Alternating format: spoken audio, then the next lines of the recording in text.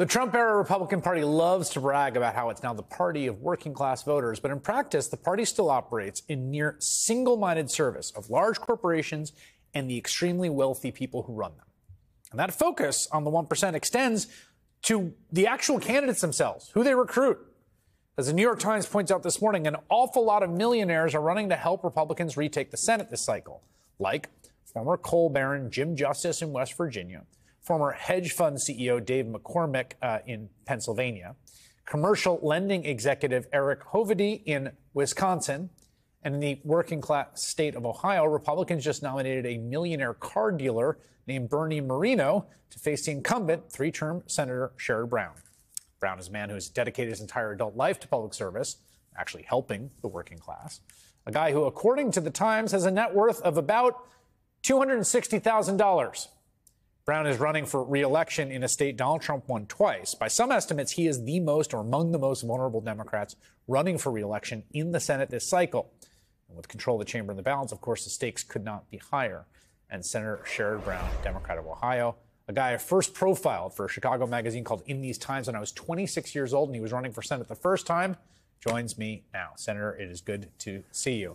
That was a great article back then. So. Well, thank you. Thank you. But it was fun talking to you just about where you were coming from and what you're doing. And I saw you with a future. I didn't know MSNBC, but I knew something big. So thank you. Well, I appreciate that. You know, the thing that I was thinking about is I was watching some of the debates in the primary race of the Republicans there, and I read a profile of the junior senator of state, J.D. Vance. And one thing that is really striking to me is that the vision you had, the politics you had, and the policy agenda you had, which was to preserve manufacturing and strong, good union wage jobs and to fight for working people in the state of Ohio, you were very much against NAFTA and the kind of free trade consensus at the time in the Democratic Party. You were very much for industrial policy and helping folks find that vision has really come around from being this kind of weird thing at the margins to at the center, not just the Democratic Party, but in some ways the Republicans kind of trying to get in on the action too.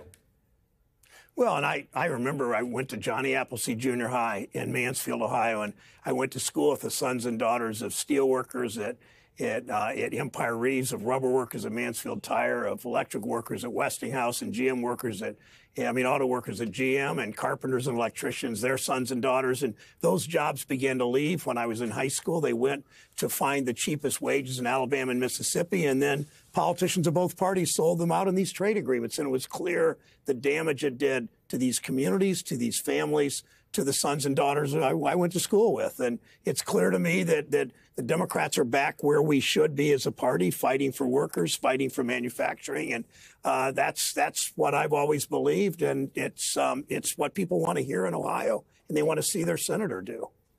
Now, it's funny that we read your net worth, but it was reported in the New York Times. But you're gonna be facing someone with very deep pockets, and it's going to be a very expensive race. And I imagine they will spend a lot of money, and there'll be super PACs with people writing seven-figure checks, I would imagine, in your race. What do you see as the sort of key fight in this, or the key way you understand the contrast with a guy who's going to have a lot of money behind him, and the wind at his back in some ways?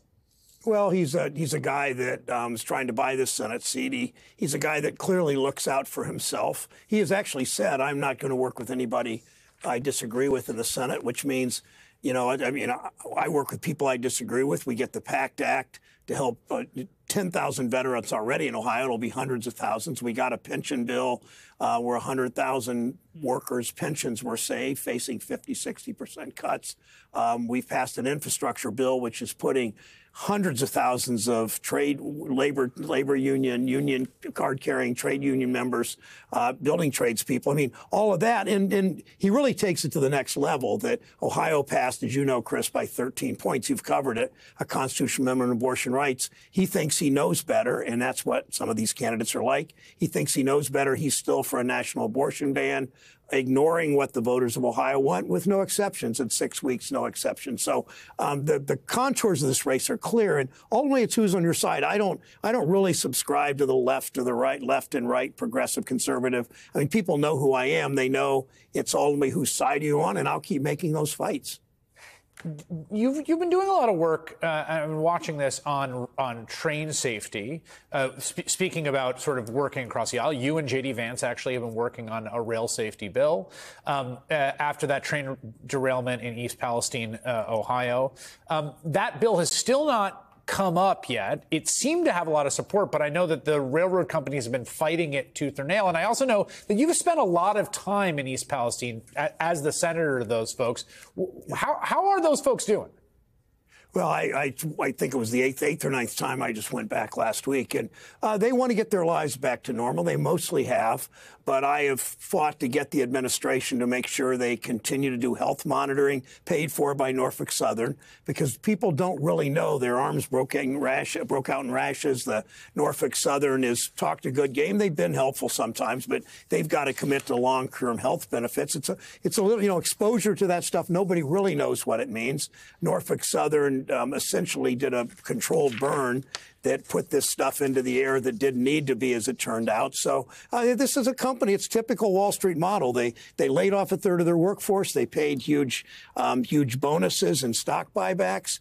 They cut back on inspections and on heat sensors for the wheel bearings, inspections of the tracks. And look what happened. And they continue to get their way far too often with Congress. We're going to pass this bill. I'm hopeful it's in the next month or so.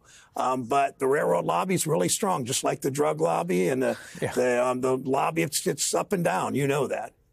Senator Sherrod Brown, who will be standing for re-election in the state of Ohio, Chris, thank you. Against Bernie Moreno. Thanks for having me on. I asked people to come to SherrodBrown.com. We need a huge grassroots effort. So thanks, Chris. You bet. Thanks a lot.